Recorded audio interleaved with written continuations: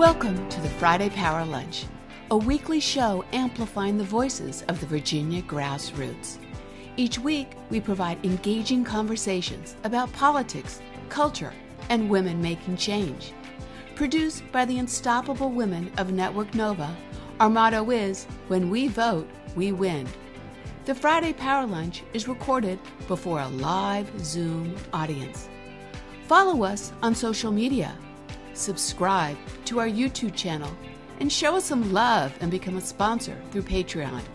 The Friday Power Lunch. Badass women getting things done. So it is Friday, January 20th. Welcome to the Friday Power Lunch.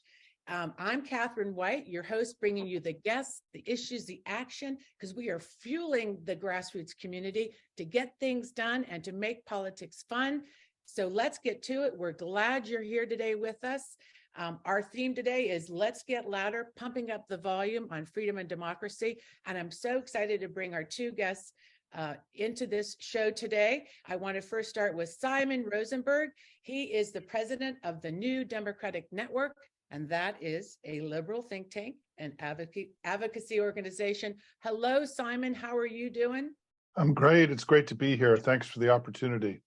Yeah, I was, when we were talking the other day, you were talking about your background in the Clinton war room in those days when, you have a background in news producing, and now you're back in the saddle, and you have a new war room behind you. Yeah, my oldest son's bedroom. I have too many kids, so space is a premium here in our house, and but it's really great to be with all of you. I'm inspired by your opening, by the way. If I'm going to steal, I may have to steal that. We got to make that a national thing for everybody, for all the groups around the country. I agree. I think people have come on the show and have said just that. I think we need a show like this in every state. So glad you're here and you're all ready to go and comfortable. And we're really excited to get to this conversation. And next up, all the way from Michigan, Professor Frank Ravitch. You're an expert on religion and law. You're an author of so many books, Frank, and articles. And we're so excited to speak on this subject of law and religion. But first, how are you doing over there? How's Michigan?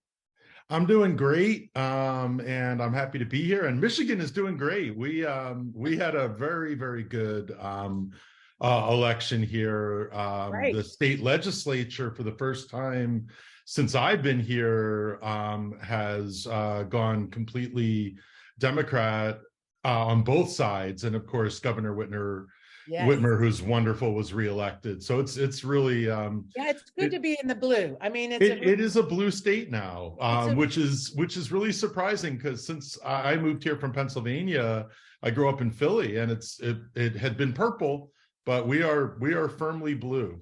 Yeah, and you got to hold on to that blue. As the Virginia story tells you, have to stay in the game for sure to hold that. But that's so great. And I have one thing to say to you. I didn't tell you, but I'm a Buckeye alum. So go Bucks. Well, I played. I was at Tulane. I played for Tulane. So we won the Cotton Bowl, which honestly, I never thought would happen, that we would be in anything major. And so, there you go. I got nothing against the Buckeyes. Nothing against the Buckeyes. So we'll have a good convo today. Frank, it's great to see you. And it's really important to talk about what's happening at the Supreme Court level, especially when we're talking about this rise of, it's been going on with the social conservatism and how it's being used in the courts to really undermine our freedom. So thank you, Frank. We're in a different world. And excited to be in the room and see all these great faces. Jen Kitchen, give a little wave out there. How you doing? Rules of the road. We use the chat to communicate. Make sure you're telling people what you're doing if you want to share your events. But if you super get unfriendly, the big boss up there, Stare, will kick you out of the room. She doesn't mess around, so you don't want to mess with the boss. And our favorite part of the community is the after chat. At 1 o'clock, we shut everything down and we get into community, and it's your chance to use the platform to share what you're doing. And sometimes the guests can stick around and talk, and I think today we can make that happen. And lastly, support the show. Become a patron. Thank you for those that are a patron and supporting the show. because truthfully, what we're going to talk about today is getting louder. And that's exactly what we've been doing this last 3 years with the show. It's investing in groups like ours that actually are making a difference and building community. So throw us a few bucks in our coffee cup. It will go a long way. And let's see, I think my favorite part of the show is bringing up Fennell Norton, co-host, to get busy and get loud together. Let's talk about what's on your mind. What do you want to get loud about today? So here's what I want to get loud about today. Remember last week, we ended with the quote, and it was to put a little bit of bold in everything you do. And so this is what I heard exactly. So this is what I heard today or yesterday or something. They said, oh my goodness, the Democrats are giddy because of these people that we have on these committees. And they were like, they shouldn't be giddy. But if you're going to put a little bit of bold in everything you do, I think that if you have someone on the Oversight Committee and the Homeland Security Committee, whatever committee they're on, these are really big committees, and they believe that forest fires are started by space lasers, along with the other kind of nutty stuff, I think that they can be a little bit giddy with the kind of Democrats that we have in the House, as well as the really, really awesome Biden administration full of diversity and talented people. That's what I think. That's what you, oh, well, that's good, because what we're seeing is obviously the start of this dysfunction right after this election, right? And then then you see all these people that were part of the insurrection have these leadership roles, right? And now we're heading into a debt ceiling. I think today, isn't it right? Today, we're kind of the day where the debt ceiling is like, we've met it, we need to pay our bills. And so this is really something to say that why we do have to get into this work and work together is that the MAGA extremists, they're here. They're actually now in the House. The Fox is in the in-house in a big way. And that's frustrating because you're like, some with success, and then you're like, hey, how are these folks still here? Exactly. And so this is what makes this conversation today so important, is that we have to have conversations in a way that makes it easy for everyday folks to understand why it's an important conversation. I mean, I can think when there was a time when I would hear something about the debt ceiling and I'd be like, yeah, whatever. But right now we understand, and things are so much more in your face. It's important to be able to talk about why it matters. And I remember I had done this research before for school. And I was like, well, when is the last time, we were rated? 2011 was a big fight like this. And we went from a AAA to a AA. And that matters when it comes to how people pay bills, how we pay bills. And it matters in terms of a whole bunch of things that affect people at their kitchen tables. And that's how we have to sort of have this conversation about the debt ceiling and why it's important to talk to your friends and your family and your neighbors about why it matters and why the people who are in office who are causing this fight matter. Yeah, exactly. And, we see it in Virginia, and Heidi on the team was talking about the scandalous Governor Youngkin really going after one of the most prominent and successful school systems really in the country, and actually using the AG like a little Gestapo guy to go in there and start to really insert fear into people that want to, be teachers or sit on school boards. And so getting ready for the 2023 election, they're trying to set the narrative and get into people's headspace.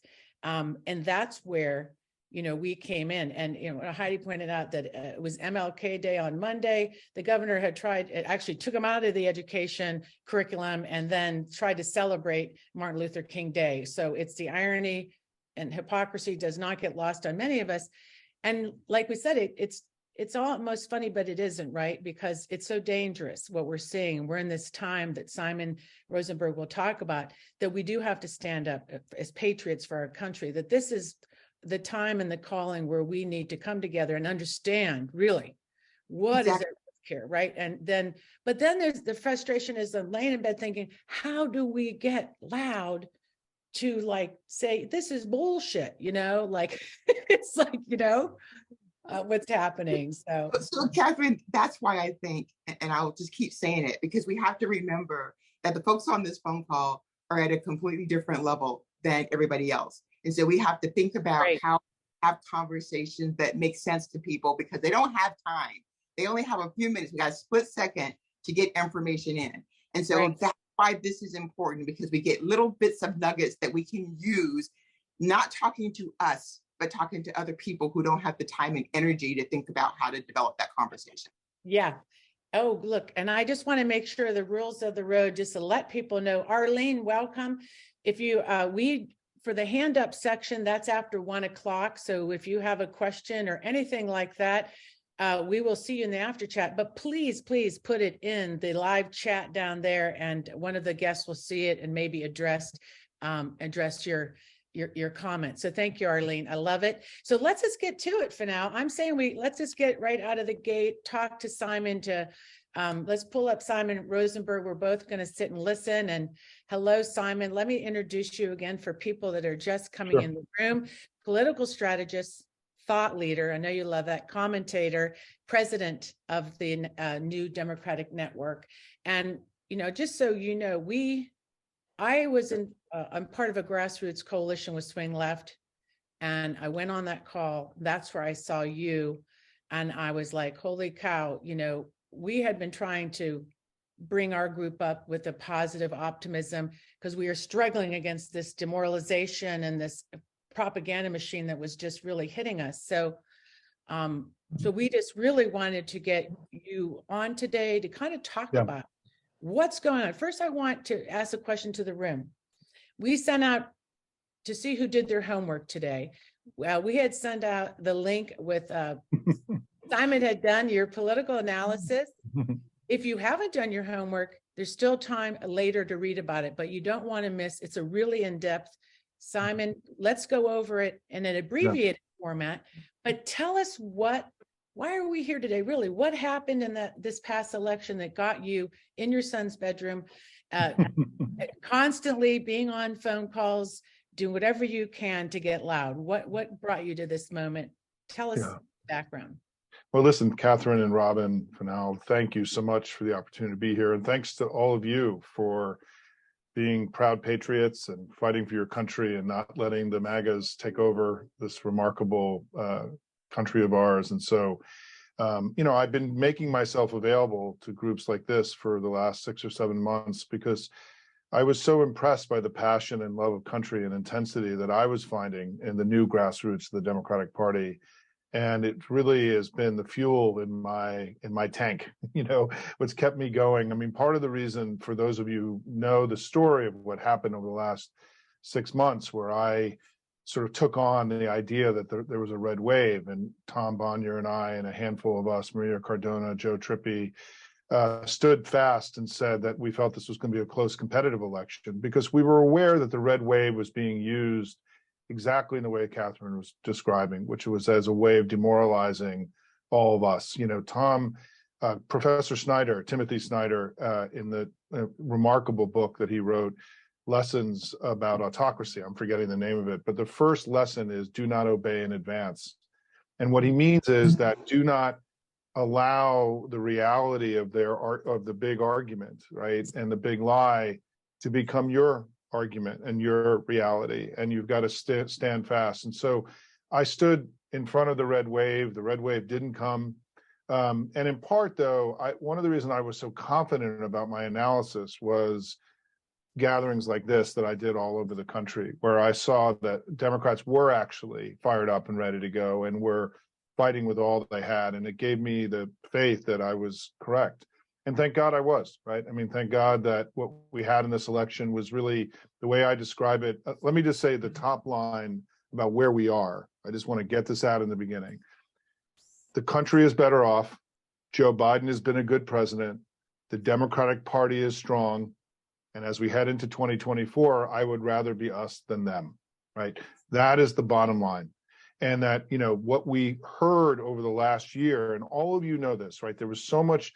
Democrats had lost faith in themselves, right? We had turned on each other. We were fighting. There was negativity in our family.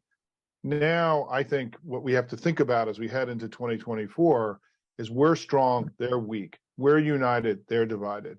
We have strong campaigns, they struggle to raise money and put together real campaigns. We have great candidates like Tim Kaine. They have great, Oz and all the crazy people, right? It's the inverse of what we were feeling over the last 6 months, which is we've got to flip this now, go on offense, get loud, and have confidence in our values, our arguments, and things we believe against the radicalization and extremism of MAGA. What happened in the election was there were two elections. There was a bluer election inside the battleground, like in Michigan, and you'll hear about that in a little bit, and a redder election outside the battleground. What's remarkable, despite high inflation and Joe Biden's low approval rating and typical midterm dynamics, we actually gained ground in Arizona, Colorado, Georgia, Michigan, Minnesota, New Hampshire, and Pennsylvania. An extraordinary achievement, right? Probably Virginia, by the way. I just didn't include it in that list. And for how everyone thought this election was going to play out, that we gain ground as a community, as a family in these critical battleground states going to 2020, it's an extraordinary achievement and one that we all have to be unbelievably proud of, particularly given the downward pressure of the national narrative on all of our heads. And so in the places where we had, because of our new muscular grassroots, we had the biggest campaigns that we've ever had. Our candidates had more money than they ever have. And I think that's a permanent condition now, that our candidates are raising 2, 3, 4 times, 5 times as much money as they did 10 or 12 years ago. What it meant in this election is it meant we could control the information environment. We could define them as being too crazy and too extreme. But it also meant that at a grassroots level, because of all the volunteerism and the size of these campaigns, we were able to go on in GOTV and voter contact, we were able to start reaching voters that we just never had the capacity to reach before. And it's why I wrote a piece a year before the election that I felt it was not going to be a close competitive election and not a wave, because I understood what was happening at the grassroots conceptually. Now I understand it much more viscerally than I did, where I knew we were going to be able to prevent what's called midterm drop-off. But what it means for you as you go into this election, and those of you who've been on the ground in recent elections, you know that because of this money now, that we can start going into reach voters that we never were able to reach before as Democrats. That matters for us because there are more Democrats than Republicans, but we have more new and irregular voters. The ability for us to go deeper into GOTV targets is a transformative event for the Democratic Party. I don't think people really understand the significance of this for how we run our politics. We have a huge structural advantage on the ground, all of you and all of your compatriots, your fellow patriots all around the country who are building similar grassroots, bottom-up to Tocquevillian kind of organizations that we're seeing all across the country, is that this is a huge strategic advantage for us now as we head into 2024. And it's one of the things that I learned in my journey about how powerful this community has become, groups like yours all around the country. It's a big advantage. But what happened outside the battleground is that we lost ground. And that has to be the admonition to us, right? We fell back in the 4 biggest states in the country, New York, California, Texas, and Florida, because we didn't have these big muscular campaigns that were able to control the information environment and turn out our voters. And so the lesson is, Catherine, and you know what I'm about to say, is that at a national level, we need to get louder.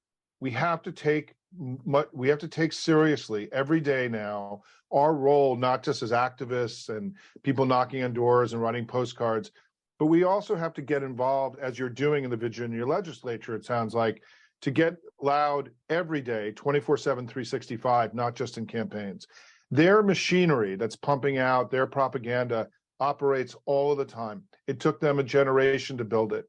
Yes. It is sophisticated, powerful, networked, amplified in every way, right? They don't have better ideas, but they're louder than we are at a national level. They can create things like fentanyl and Halloween candy, red wave, the fact that women don't care about having their reproductive rights taken away, right?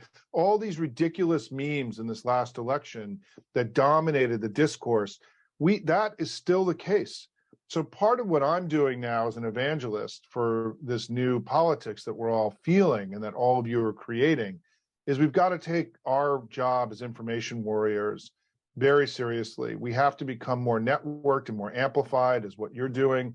We have to recognize that I helped build the war room 30 years ago in the Clinton campaign. The war room today isn't 20 sweaty kids with Red Bulls in a headquarters somewhere pumping out video and talking points. It's now 4 million patriots getting up every day and being loud and spreading good messages about the Democratic Party and our good works through our networks.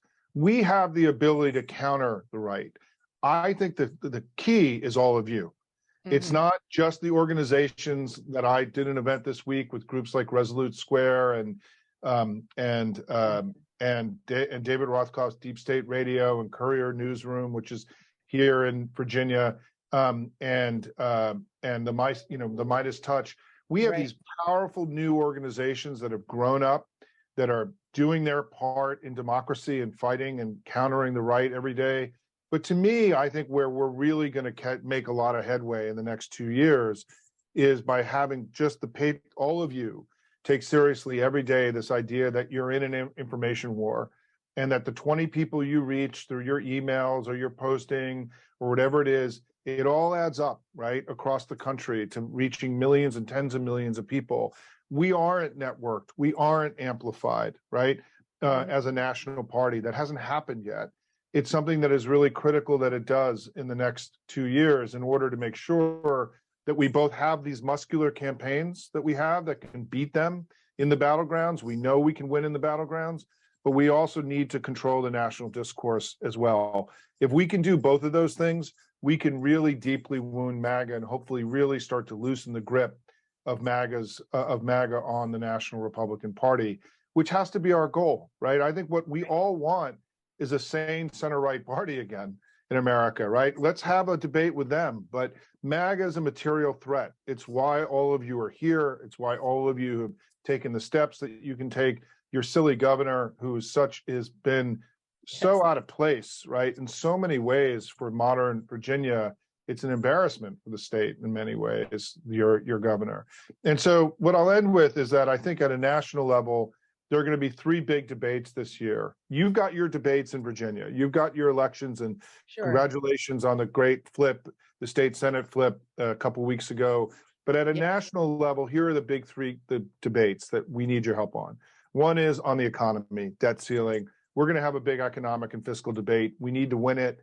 The Republicans shouldn't be beating us on economic issues.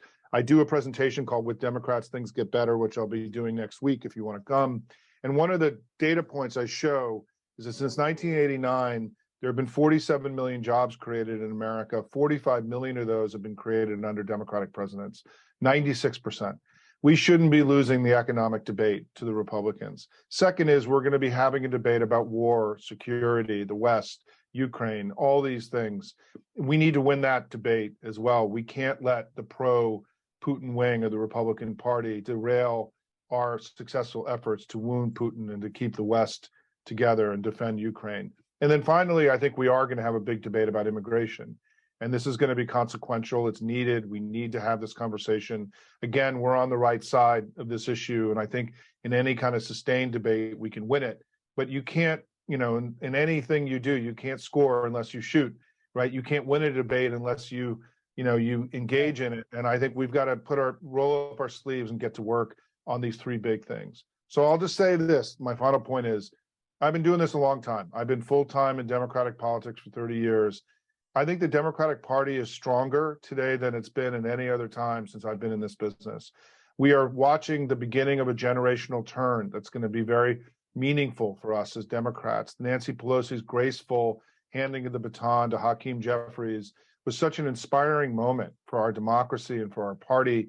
But we also have to recognize we're in a period where the leaders that we've come to know, Bernie Sanders, Joe Biden, the Clintons, right? Tim Kaine even was, debating about whether to continue. He's older than I thought he was, by the way. I didn't realize that he's in his 70s. Yeah, he looks amazing, right? Is that generation is going to start now turning over to the next generation. And I can tell you, if you start making an inventory of that generation, right? Wes Moore in Maryland, Gavin Newsom in California, Jared Polis in Colorado, Hakeem Jeffries, now our passionate and spirited leader. That party, if you really just write it all down and make a long list of folks, right? that is a wonderful, strong party, right? One that we can get behind and be proud of, and that generational handoff from that older generation that is receding to the new one is going to be an exciting moment for us to all be part of over the coming years. And that's why, as I end here, right, I'd rather be us than them in every possible way. Thanks, Catherine, for the opportunity. Yeah. Happy to take some questions. Sure, true that. I mean, no doubt. And I'm so grateful for that just big picture look. And I love also, and I was listening the other day when you were on with the 4 media organizations, that you are very intentional in this national kind of project. You really want to get the word out with your language and your framing and your branding of it. You use the word family a lot, and you use these kind of familiar words. Tell me, why is that? Like, just real quick. I think that's really smart. I mean, you're already coming out trying to just frame this up in relationship, and relationships are obviously very important in our work. You know, I grew up in a family of 6 kids. And so I joke that I had to build a coalition just to get dinner at the dinner table every night. And I do think growing up in a family, you know, and all of us who grew up in large families know the glory and the craziness of that, right? I do think it helped me understand about politics. And I think that, you know, I wrote the foreword to Marcos from Daily Kos, you know, when the blogosphere first kind of stumbled into our politics 20 years ago over the war, over the Iraq war, I welcomed them into the Democratic Party as an establishment Democrat. And I brought Marcos from Daily Kos to his first DC event. And Marcos and I didn't agree on anything. I was pro-Iraq war. He was against it. He was more left-wing than I was on many issues. But we became partners, and I wrote the foreword to his book. And what I wrote was that, you know, we all in the Democratic Party have to view ourselves as playing different positions on the same team, right? We all don't have to agree. We don't actually want to agree. We you know, agreement, you know, I don't like the concept of unity, frankly, because I think unity involves, it's a static state. I think what our democracy requires is debate and discourse and Congress and people coming together. If you really think about the core idea of our founding fathers in the way they built our government, it was called a Congress, right? It was a place of disparate voices coming together to find common ground. That process of finding common ground, connecting with others, respecting people's differences, right, is the core of what it means to be a small d Democrat. And so I do think, to me, I view the Democratic Party as a family, dysfunctional, occasionally functional in all the beauty. And everybody's laughing, by the way. Yes, yeah, of course we are. Yeah, right. But I think even what you're doing, I want to say 2 things about what you said, and then I've gotten out all my top line points, is that I think this thing that's going on with Zoom and the groups that are sprung up organically all around the country is among the most remarkable things that I've ever seen in all my years of doing this. And I don't think the National Democrats have any idea this is actually happening. No. And you know what? I know that you don't always get along with the Virginia party and everything. That's okay, right? Like, that's all okay. Everyone has a job to do. You've got your job, they've got their job. Sometimes you're going to be together, sometimes you aren't. But thank God you're all here. And thank God that you all have ownership over this organization and this community that you've built, because that lowering the bar, it used to be if you wanted to be a Democratic activist, some of us have done this, right? You go to somebody's house every 3 months, you have silly debates, you have to leave your family for 3 hours, right? Your kids at home. Now you can do events like this while you're cooking dinner or having, you know, being at home. Yes. And the barrier to entry for engagement has been dramatically lowered, and that's made us much stronger.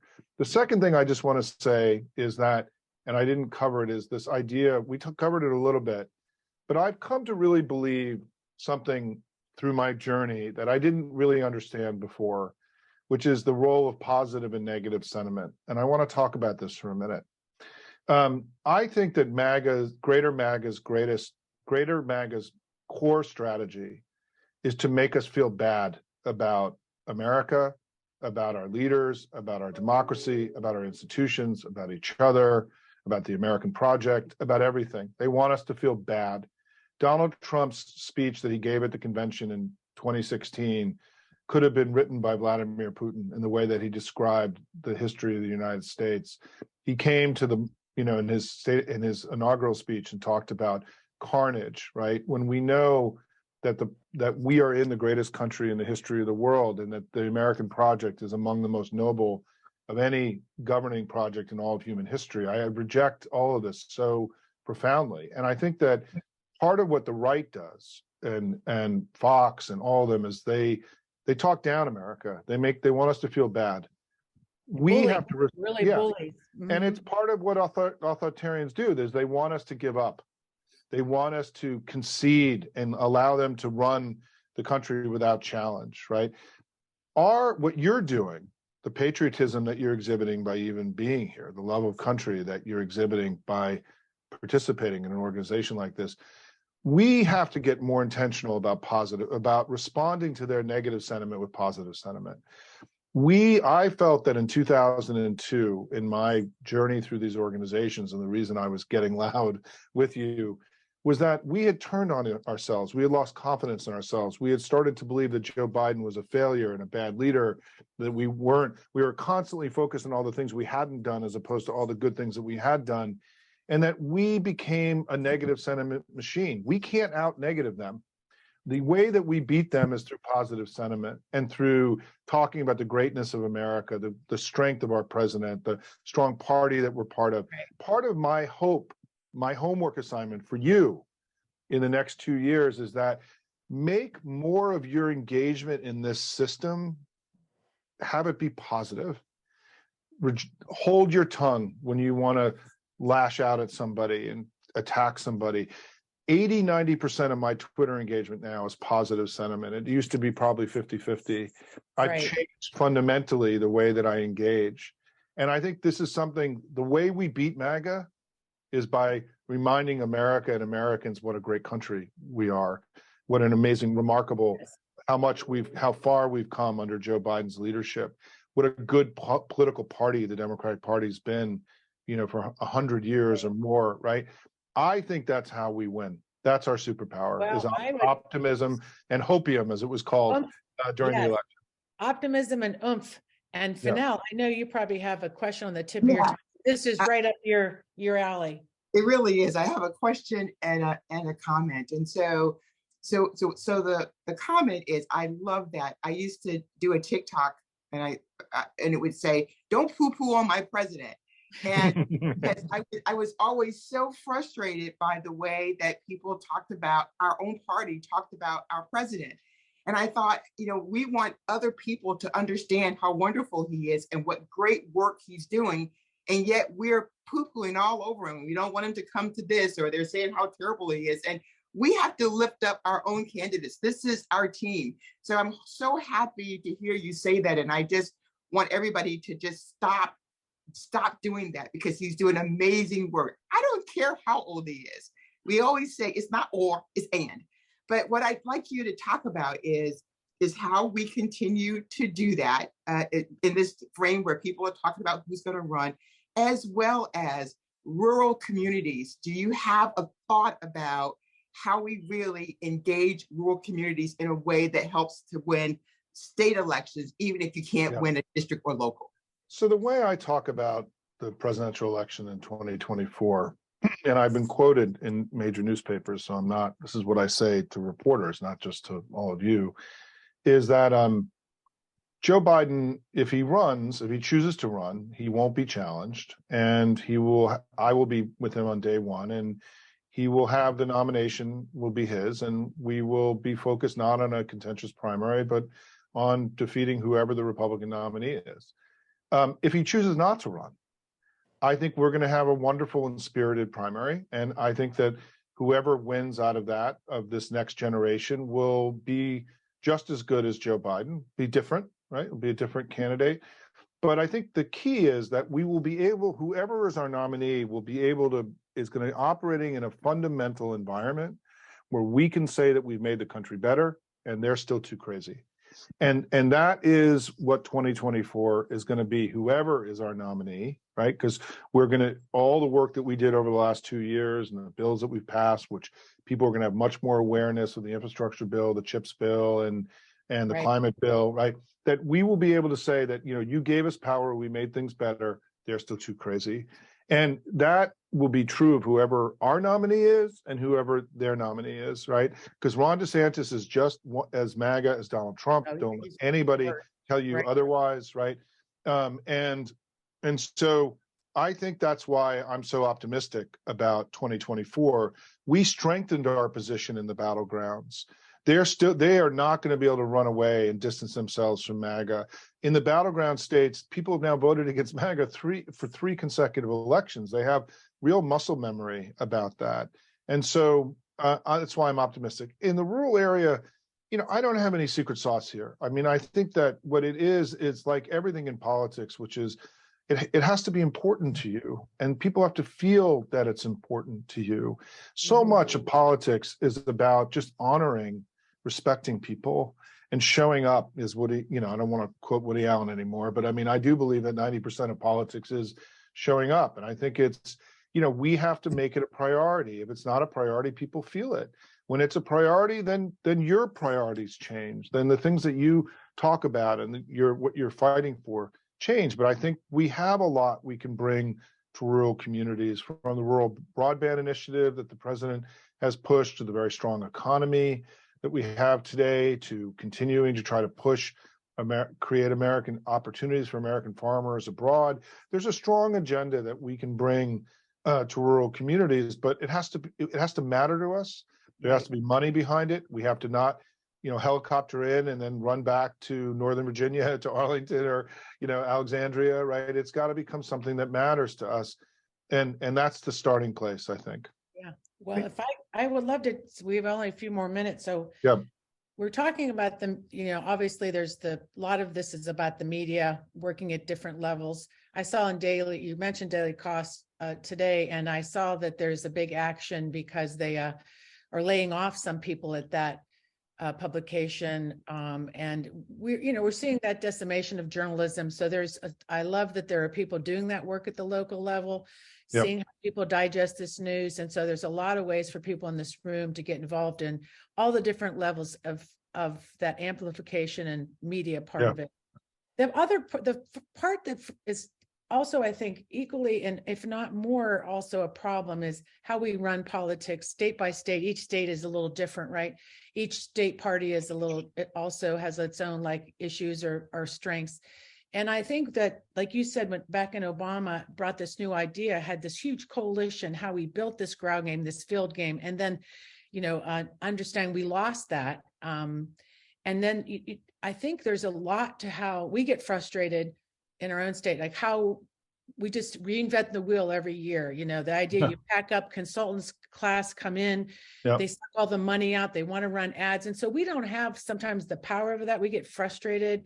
So we do. And so when we had to deal with the top of the ticket comes in and runs it, they did a really shitty field job, for instance. And we're trying to struggle when these people are making these big decisions up here. We don't have control over some of that, but we have to make something good out of it.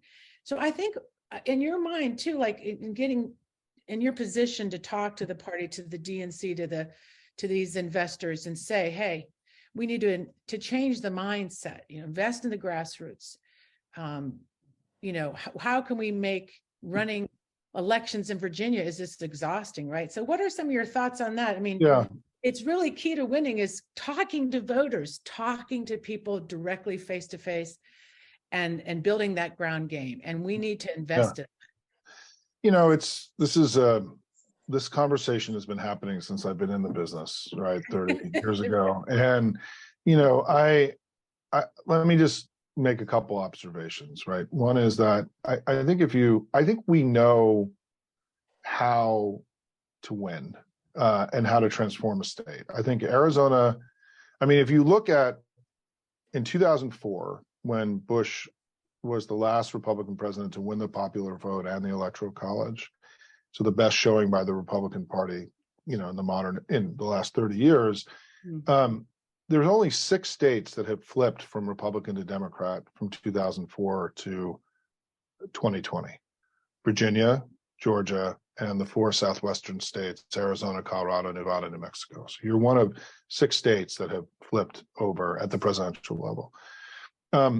I was involved in what happened in Virginia, and part of this had to do with you had leaders like Tim Kaine and Terry McAuliffe and Mark Warner, who created bridges for people who didn't believe in the Republican Party any longer or uncomfortable that they were Democrats they could touch and feel, that were not, crazy Democrats, but people that were sort of midwives, if you want to say that, to Republican people who may have gone the Republican path, which was really important. But what happened in Georgia and Arizona was they built in each of those states with different circumstances. Local people built 24/7, 365 campaigns where things were always on. There was always voter registration happening, voter contact happening, campaigns happening, right? All that stuff in the way that you guys are always on, right? You're here every week just doing your thing, right? And we know that's what worked there.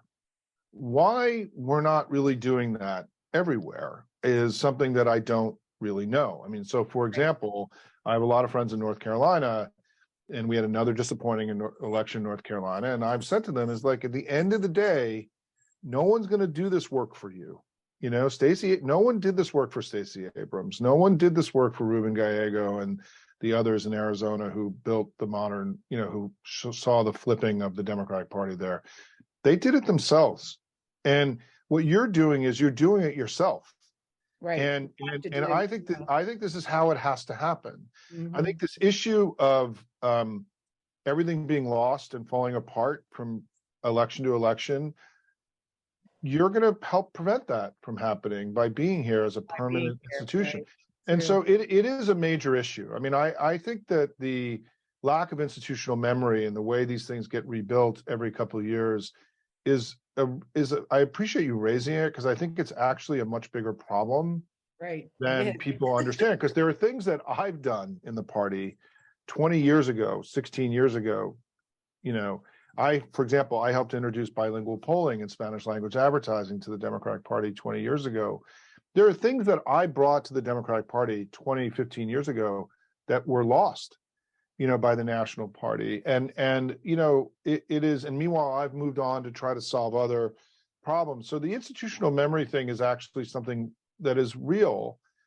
And one of the ways we mitigate against it is by having organizations like yours that can remind people, right, about what happened, and get in the face of the consultants and the people, and you need to do that. I mean, and listen, I just want to say, I know you're not. Listen, I'm just a guy, by the way, right? Don't come from a wealthy family. I'm not a politician, right? I'm like all of you. I'm just a guy, right? I'm just a regular citizen who has been committed to this work. And I'll just close by saying that it's why I believe in what you're doing, because I've demonstrated in my own career that just a regular person who gave a shit and worked really hard could make a big difference in their country, the destiny of their country.